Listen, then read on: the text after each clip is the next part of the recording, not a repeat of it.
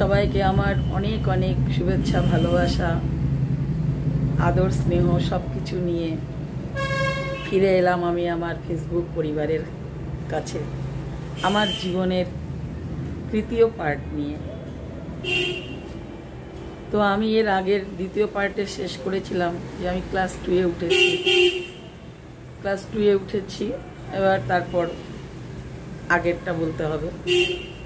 তো আমি ক্লাস 2-এ উঠলাম, তখন ক্লাস 1-এ যখন পড়েছি তখন যেটা বলেছিলাম ওই যে খেলাধুলা স্কুলে স্কুলের স্পোর্টসে যে খেলাধুলাটা হয়, ডিস্ট্রিক্ট মনে হয় ওটাকে ডিস্ট্রিক্টের খেলা বলে, প্রাইমারি হাই স্কুলের সরকারি মতে। তো হয়তো তার জন্যে ওটা ওই 80টা স্কুলের সব হয়েছে। আমি তো অত বুঝতাম না তখন, আমি খেলেছি 80 স্কুলের প্রাইমারি স্কুল। যেমন প্রত্যেক 80টা স্কুলের সবার যে সব 3-4 রকম খেলাধুলা হয়, তো সব কিছুতেই ফার্স্ট সেকেন্ড থার্ড নেওয়া হয় যার যার স্কুল থেকে। তো সেইভাবে আমাদের স্কুল থেকেও আমি ছোট, তাই ছোটোর মতো খেলাধুলায় নাম দিয়েছি। যেমন বিস্কিট দৌড় আছে, যেমন আপেল দৌড় আছে, যেমন আরও কিছু এরকম আর কি, যা যা কিছু যেগুলো করা যায়, তো আমিও নাম দিয়েছি। খেলতে খুব ভালোবাসতাম। সন্ধ্যা হলেই ওই সন্ধ্যা বলছি 4টে বাজলে 5টা গ্রামের বাড়ি, আগের দিন সব বাচ্চারা বেরিয়ে আসতো, খেলাধুলা করতো, যে যার বন্ধু সঙ্গীকে নিয়ে তারা দল বেঁধে খেলা করতাম। তো যাই হোক, এবার স্কুলে যখন নাম দেওয়া হচ্ছে, মাধবী নাম দেবে, আমি হ্যাঁ স্যার দেবো, দিলাম। তো মোটামুটি একটু শর্টের উপরেই বলি, খেলায় নাম দিয়েছি। ওটাই আমার বলছি ক্লাস 2-তেই আমার প্রথম তখন আমি প্রায় 8 বছর, আমি বললাম না 7 বছরে ক্লাস 1-এ। আমার মা আমাকে একটু লেখাপড়াটার দিকে ধ্যান কম দিত, কিন্তু আমি ভীষণভাবে লেখাপড়া করতে চাইতাম। তা সেভাবে আমি নিজেই যেটা যা করেছি, তো আমার 1টা বছর বেশি হয়ে গেছে। 8 বছরে আমি ক্লাস 2-এ পড়েছি। এবার নাম দিলাম, খেলাধুলা করলাম, কিসে দিয়েছি অত মনে নেই, তবে আমি এটুকু শুধু বলতে পারি, আমি স্যারের, আমার স্কুলের 80 স্কুলের ছাত্রছাত্রীদের মধ্যে আমার স্যারের বৃদ্ধবাল্লা প্রাইমারি স্কুলের সুরেশ স্যার, হেড স্যার, ওনার ছাত্রী মাধবী মিস্ত্রি, একটাই নয় 2টোতে ফার্স্ট সেকেন্ড প্রাইজ নিয়ে এসছে। ঠিক আছে, প্রথম একটা উৎসাহ, আনন্দ, খুব ভালো লাগছে যে করতে পেরেছি। স্যার তো খুব গর্বিত, গদগদ, আমাকে বুকে কোলে নিয়ে ছোট নিয়ে জড়িয়ে ধরে ভালো আদর, মাথায় হাত বুলানো, পিঠ থপথপানো, যাই হোক এগুলো আমিও খুব হ্যাপি, খুশি। মা তো ভাবতেই পারেনি, মা, আমার বাবা খুব গর্বিত হয়। খুব গরিবের মধ্য দিয়ে অনেক স্বপ্ন আশা হয়তো ছিল, ছেলে মেয়েগুলোকে ভালো শিক্ষা পরবরিশ দেবে। তার যা আর্থিক অবস্থা, আমার বাবা বুঝেই গেছে যে আমি জীবনে অত পারবো না। তো আমি ফেল করিনি, ক্লাস 1 থেকেও পাস করে উঠলাম 2-এ। তা মোটামুটি আমি যতটুকু পড়াশোনা করেছি আমি কোনোদিনও ফেল করিনি। এরও একটা কাহিনী আছে, বিরাট চ্যালেঞ্জ নিয়ে করেছি, অনেক কষ্টের মধ্য দিয়ে, তাও যে ফেল করিনি আমার সৌভাগ্য। যাই হোক, এবার গেল ফার্স্ট সেকেন্ড 2টো প্রাইজ আনলাম, মাকে এনে দিলাম, মা এনা প্রাইজ তোমার মেয়ের। মা তো একদম খুশি হলো, সত্যি হচ্ছে আমার সত্যি। তো যাই হোক, খুব নাম গ্রামে একদম কথা, এই মাধবী ফার্স্ট প্রাইজ এনেছে, মাধবী সেকেন্ড প্রাইজ এনেছে, এই 2টো প্রাইজ মাধবী প্রাইমারি স্কুলের 2টো এসছে, আর শুধু মাধবী নিয়ে এসছে, আর কেউ পারেনি। যাক, সবার কাছে আস্তে আস্তে আমি একটু অন্যরকম হলাম। এমনি আমরা ছোটোবেলা ভাই বোনগুলো একটু অন্যরকম ছিলাম, খুব ফর্সা গ্রামগঞ্জের ভেতরের এরিয়াতে একটু চোখে পড়ার মতো, লোকে বলে আর কি, বলতো শুনো। তো যাই হোক, এবার সেভাবে আছি, পড়াশোনা করছি। এদিকে বাবা, আমার মা যখন আমার যে বোনটা মারা যায়, সেই বোনটা যখন জন্ম নেয়, সেই সময় আমার মা ডেলিভারি দেওয়ার সময় একটা আঘাত পেয়েছিল, নাড়িতে টান লেগেছিল, যেটা শুনেছি।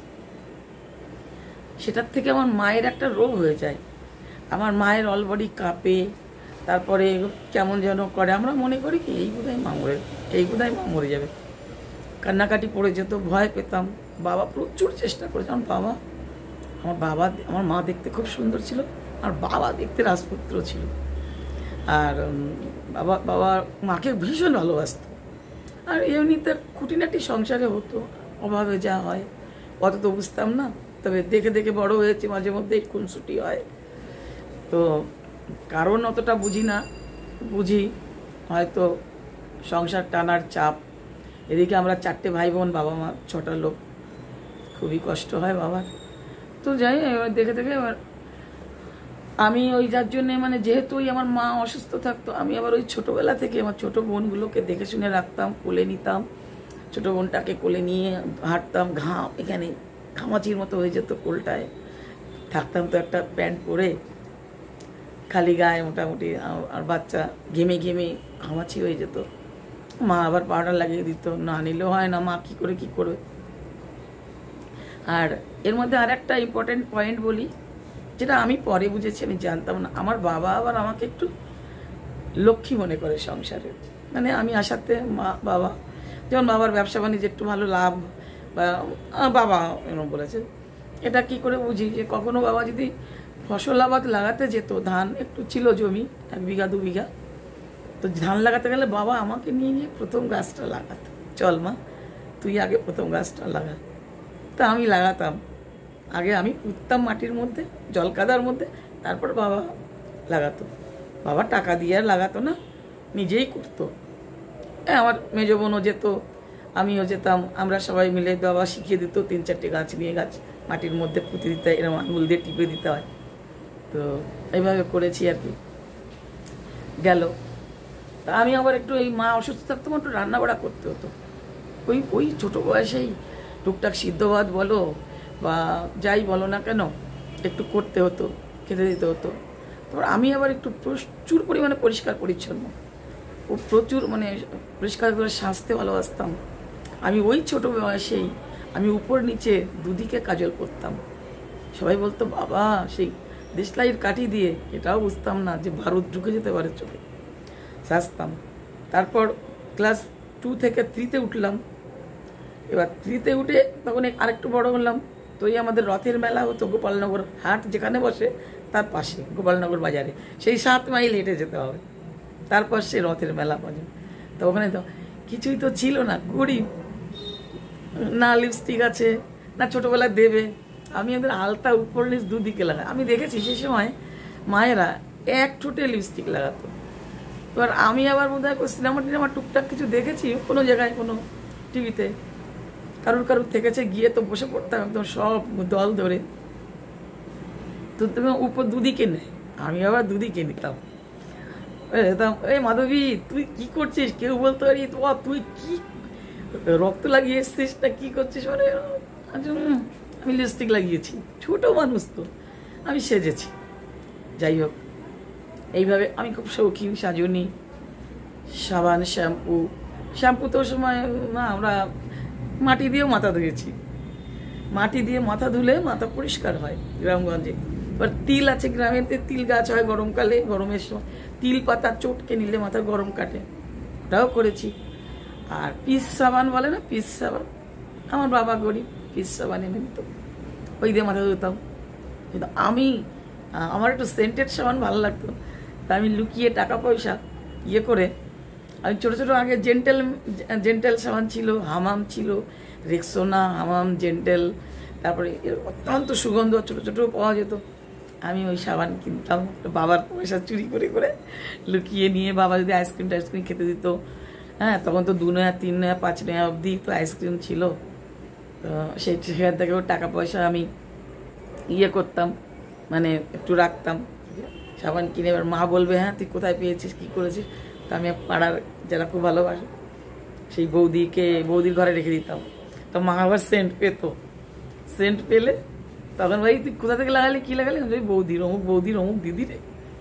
আর আমি সাবানটা রেখে আসতাম লুকিয়ে, রোজ সাবান মারতাম, এমন পাকা বুড়ি ছিলাম আমি। তা এইভাবে ছিলেন। তারপর ঘর দুয়ারও পরিষ্কার করতাম, আস্তে আস্তে ঘর দুয়ার লেপা পোছা করতাম। আমার ওই ছোট্ট হাতে ঘরের দুয়ার ঠিক করতাম, ভেঙে যেত। আমার মা আবার অতটা ঘর দুয়ারের দিকে এনে দেন। আর একটা কথা কি, আমরা ভীষণ গরিব, এমন আমার যে ঘরটা, আমাদের ঘরে একটা সিটকানি দেওয়া ভালো দরজাও ছিল না, ওই ঝাঁপ বলে না, ঝাঁপের মতো দিয়ে লাঠি দিয়ে এইভাবে ভেতর দিয়ে করে দাও। তা এরকমই ছিলাম। তো যাই হোক, আর ওই মাকে হেল্প করতাম রান্না বাড়া করার জন্যে, কাঠকুটি দেখতাম। মা, আমি হচ্ছে মা বাবা মানে আমার প্রাণ, মানে আমি নয়, আমি নিঃশ্বাস, আমি নড়ছি চলছি হচ্ছে আমার বাবা মা, বিশেষ করে মা যেটা প্রকাশ পেয়েছে। আর বাবারটা বোঝা যায় না, তো বাবাকে ভীষণ ভালোবাসি, আছে আগামী সময় আরও তার প্রমাণও আছে। তো আমি বাবার একটা মেয়ে নয়। আমার দাদা তো খুবই অসভ্য, বান্দর, ওই ঘুরে বেড়াবে, আসবে, খাবে দাবে, ভীষণ মা মারতো, মা তো ভীষণ রাগী, ভীষণ মারতো, ধ্যাতলা পড়াশোনা। আর আরেকটা কথা বলে রাখি, আমার দাদা আমার থেকে সবসময় 3 ক্লাসে এগিয়ে থেকেছে। আমি তখন ক্লাস 1-এ গিয়ে পড়ি, আর দাদা আবার 1 ক্লাসে 1বার থেকে 2বার না পড়লে দাদা পাস করতে পারে। তো যাই হোক, সেটা পরে আসছি। এই হলো, একটু টুকটাক রান্না করতাম, মাকে একটু জ্বালানি যেটা কাঠকুটি একটু কিনে এনে দিতাম যাতে আমার মার কষ্ট কম হয়, মাকে খাইয়ে দিতাম। তারপরে ঘর দোর পরিষ্কার করতাম, বোনগুলোকে দেখতাম, বাবাকে খেতে দিতাম করে টোরে। আবার তার মধ্যে দৌড়ে স্কুলেও যেতাম। স্কুল কামাই যাবে না, আমার জান যাবে, স্কুল কামাই যাবে না। স্কুল আর পড়াশোনা, নিজের পড়া নিজে করে নিতাম, করে টোরে এভাবেই আর কি চললো। তারপর উঠলাম ক্লাস 3-তে, ঠিক আছে। তারপর মাছ ধরতে যেতাম, মাছ ধরতে খুব ভালোবাসতাম। আস্তে আস্তে বড়শি সবাইকে দেখতাম, গ্রাম মানে আমাদের সব দাদা দিদিরা পড়াশোনার ফাঁকে বিকেলের দিকে বা সকালের দিকে গিয়ে ছিপ ফেলতো। আমার বাপের বাড়ির পাশে একটা কথা বলা হয়নি, বাপের বাড়ির পাশে বিল ছিল, মানে আমাদেরই বাড়ির সঙ্গে লাগোয়া আরও 1 বিঘা জমি এক্সট্রা হয়ে লাস্ট মাথায় বিলের সঙ্গে টাচিং একটা পুকুর ছিল। সেই পুকুরের পাড় আর বিল, সরকারি বিল, মানুষেরই জায়গা জমির বিল যদিও বা, তো সেখানে সবসময় 24 ঘন্টা জল থাকতো, মানে 12 মাস। ওখানে আমরা সিটকি জাল দিয়ে মাছ ধরতাম। শোল মাছে বাচ্চা দিত, মা বাচ্চা আগে যাচ্ছে, মা যাচ্ছে আগে বাচ্চাগুলো, তো আমি আবার সেই সিটকি জাল দিয়ে সব বাচ্চাগুলো তুলতাম, আবার ছেড়ে দিতাম। খুব মাছ ধরতে ভালোবাসতাম, ছিপ ফেলতাম, মাছ এনে মাকে দিতাম, মা কাঠ কেটে রান্না করতো। তো এইসব নিয়েই টুকটাক হলো। তারপরে উঠলাম ক্লাস 3-তে, আর একটু বড় হলাম। তাহলে ক্লাস 3 থেকে আবার নতুন করে আমার জীবনের আরও কিছু কাহিনী শোনাবো। আজ এই অবধি থাক, 10-12 মিনিট হয়ে গেছে, বেশি হয়ে গেলে আপলোড করতে একটু সমস্যা হয়। তাহলে তোমরা সবাই ভালো থাকবে। আগামীকাল আবার আমি পার্ট 4 নিয়ে আসব। সবাই আমার পাশে থেকো, পারলে আমার ভিডিও শেয়ার করো, দেখো, কমেন্ট করে জানিও শিখা, ঠিক আছে, আছি আমরা পাশে। আমার খুব ভালো লাগবে। এগুলো করতে তো পয়সা লাগে না, একটু স্নেহ আর একটু সম্মান, এটুকুই তো, কি আছে দিয়ে, টাকা লাগে না তো, এগুলি টাকা দিয়ে কিনতে হয় না। আমি টাকার জিনিস চাইছি না। আর আমি খুবই নির্লোভ মেয়ে, পরে আরো অনেক আছে। লাইফ আমার শেষ করতে অনেক সময় লাগবে। ভীষণ মর্মান্তিক কাহিনীর জীবন। সুইসাইডও করতে গেছিলাম সেসব দিন, স্বামী বাঁচিয়ে নিয়েছিল। যাই হোক, তাহলে রাখি। ক্লাস 3 থেকে আবার আগামী সময়ের কথা বলবো। সবাইকে আমার নমস্কার।